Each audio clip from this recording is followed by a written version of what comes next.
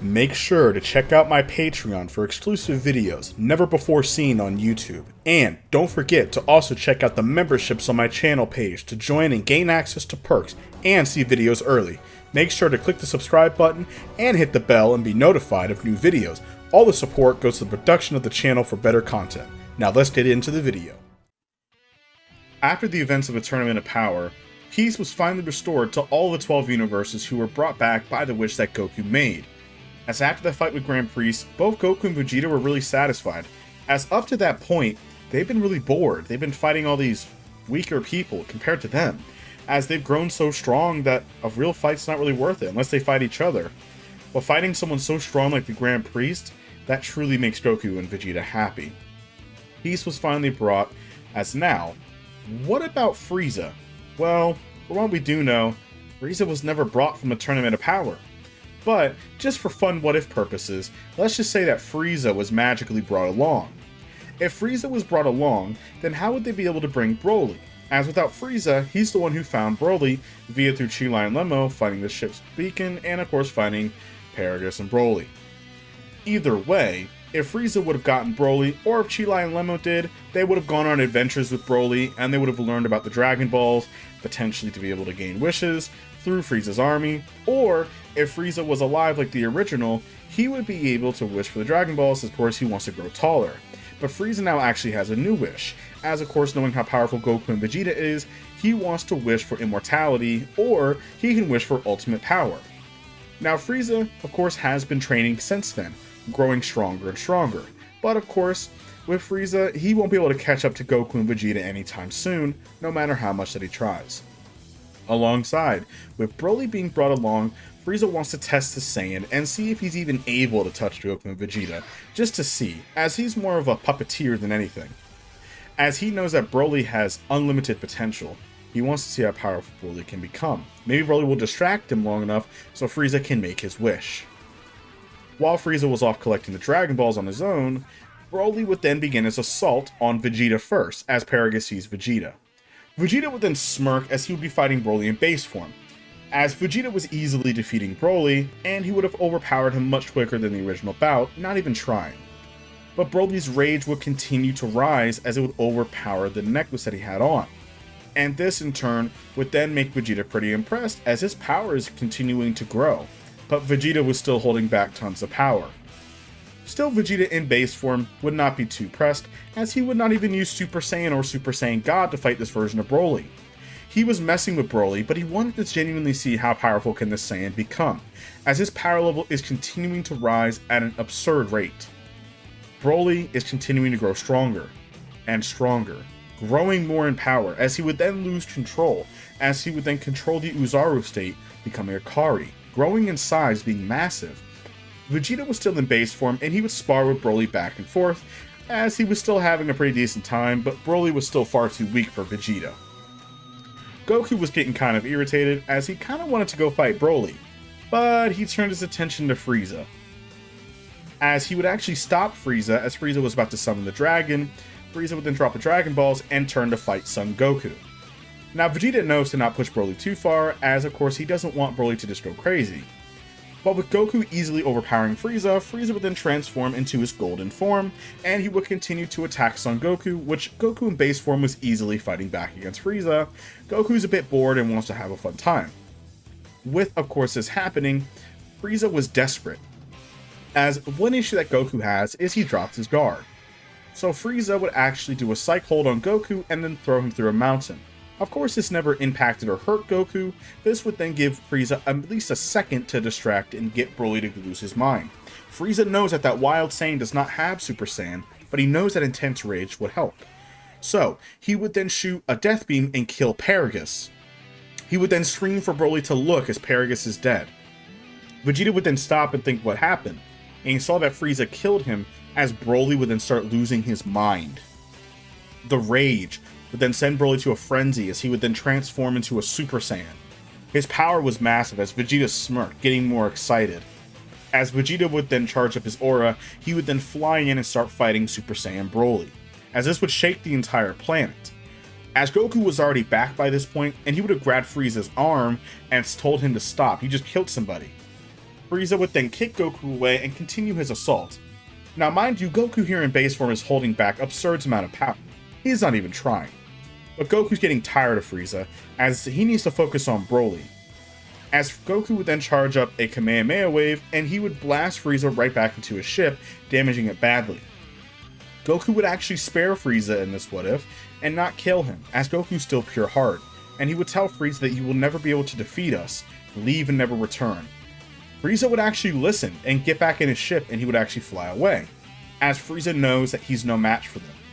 Frieza would then have a new plan, continue training to grow as strong as possible, or avoid them. Goku would then meet up with Vegeta, which Vegeta was pretty calm in his base form fighting back against Broly. Vegeta was still holding back some forms of his power, as he was having a blast fighting Broly. Broly would continue to grow in power, as he would then scream and break out of his armor, transforming into Super Saiyan full power. This is the legendary Super Saiyan form, as battling with Vegeta back and forth, Vegeta would then, just for fun, flash into Super Saiyan, as he would deliver a powerful gut punch to Broly, knocking him down. Vegeta was satisfied enough with the fight, as he would then tell Goku if he wants to go see how strong he can get, Goku really wants to fight Broly. Goku would then jump in base form, powering up to his full strength in base. He would continue to fight Broly, having a great time, as Broly is continuing to grow more and more in strength. As we know, Gogeta was so much more powerful than Broly in the original that he overpowered him before Broly's power could continue to rise. Broly here is still getting stronger and stronger and stronger. By this point, he's starting to gain to near the levels of Super Saiyan Blue Gogeta, which would make Goku transform into a Super Saiyan, just to kind of clarify things. As now, Goku would then deliver a powerful blow to Broly and neck chop him, knocking Broly out cold. Goku would spare Broly's life, as he's not going to kill him or hurt him. Well, because of this, Broly's stuck on Earth and Vegeta thinks, what should we do with him? Well, Chi-Lai and Lemmo say that they can offer to take him back onto planet Vampa, but it's a dangerous place. And Goku states, well, you can always stay on Earth, as if Broly tries anything, they can try and stop him. Chi-Lai would then express her gratitude, but doesn't really trust them, as they would then take the injured Broly and get him away from here. Broly was loving Earth. Exploring around Earth and seeing the forest and the beautiful nature, he was not used to it, as he was used to the wastelands of Vampa. He loved it, as it was so calming and soothing. Him with Chi-Lai and Lemmo, Broly was happy here. This was a new home for him. As Broly was surviving on his own, Goku would appear with some capsules that Bulma brought, spawning a home and of course plenty of food, but he knows that Broly definitely has the food covered too. Goku states that if he can come over here and train Broly every once in a while, then he'll be happy to come over here.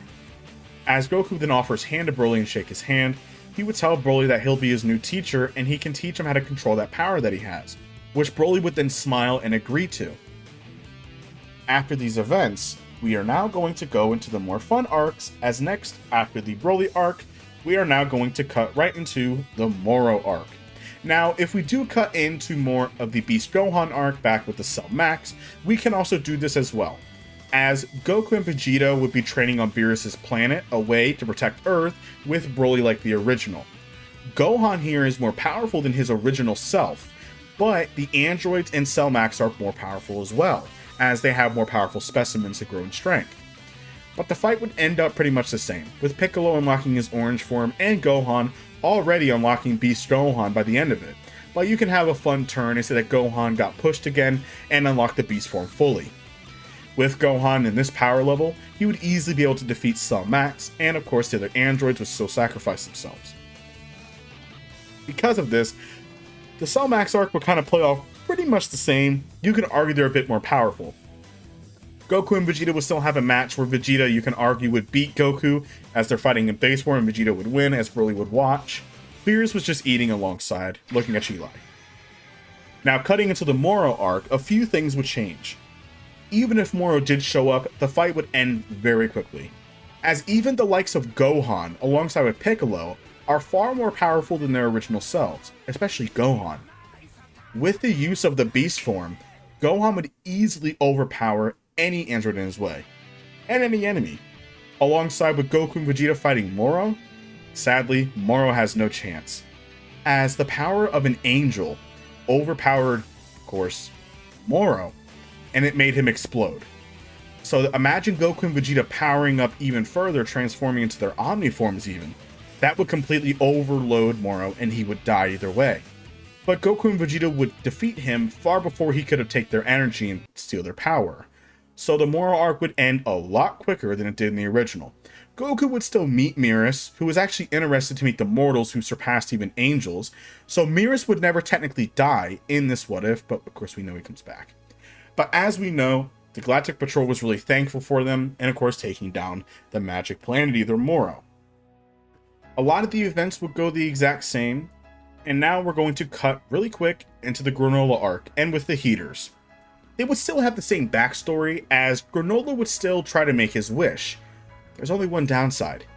If he wishes to become the most powerful being, he would die. Here's the reason why. If Granolah makes this wish, he only had roughly a few years or less left to live. How powerful Goku and Vegeta are, in general, are far surpassing angels and even the Grand Priest. Granolah would die. But for what if purposes, let's say that Granolah survives, but he has a very short time span of just a few weeks. He would probably go to find Frieza, but he would then leave to go fight Goku and Vegeta, as the Heaters were just manipulating everything, as we know in the original arc. The Heaters were the real masterminds. As Granolah fighting Goku and Vegeta would go a lot more differently, as even with Goku and Vegeta in their Omni forms, they're constantly growing stronger. Now, if Granolah was stronger than that, I do feel like with Goku and Vegeta, they can either do fusion to defeat him, or Goku can stack Kaioken, which Granolah would not know about. So if Goku stacks on Kaioken, he would overpower Granolah and start to injure him greatly. Now with this, Gas would still make the same wish. Now Gas, even making the wish, would look almost lifeless. He would look very similar to himself when he was killed by Frieza when he transformed into his black state in the original manga. So he was kind of bony and monstrous looking. Now with Gas being so powerful, he would fight both Goku and Vegeta in their Omni states, as Goku and Vegeta don't have a choice. They need to either do fusion, or there's another idea. Goku was gravely injured by Gas, who would overpower them in their fight, and by this point, Vegeta would then use the rest of his Omni strength to heal Son Goku. And he would give the rest of his strength to Goku, as Son Goku would then begin powering up. As he would begin screaming, he would then look inside of himself, as he was in a pure black area. He would then turn to look and see his father, Bardock, who would tell him to understand what a true Saiyan strength is, and that we have no limits. As Goku would then push past himself, he would then break his limiter. As Goku originally had 2 limiters left, now he has 1.